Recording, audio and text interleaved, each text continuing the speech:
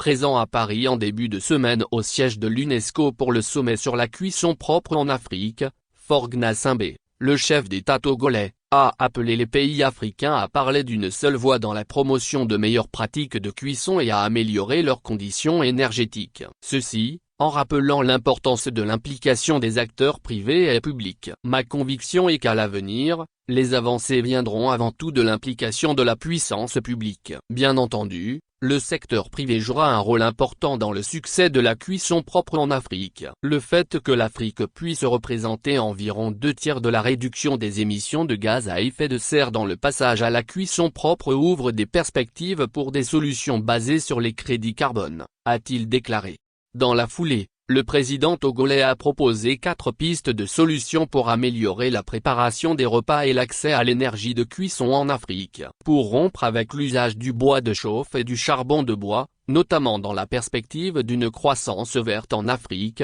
le chef de l'État togolais a recommandé la vulgarisation accrue de la cuisson par gaz, la cuisson électrique, l'usage des foyers améliorés et le financement des projets liés au crédit carbone. Le numéro 1 togolais a enfin préconisé plusieurs lignes d'action, la subvention des kits de cuisson propre à l'achat, la subvention pour assurer la stabilité des prix en vue de contrôler le coût du gaz liquéfié, l'appui des gouvernements aux ménages vulnérables, la gestion de la transition énergétique, ainsi qu'une plus grande régulation et supervision des initiatives liées au crédit carbone. Pour rappel, le sommet sur la cuisson propre en Afrique, organisé par la BADELE, l'Agence internationale de l'énergie, a pour ambition d'encourager l'usage et la généralisation des modes de cuisson dits propres, moins nocifs pour la santé et écologiquement plus vertueux, dans un contexte de changement climatique. Faure Gnassingbé a eu une session de travail à l'Élysée, avec le président français Emmanuel Macron,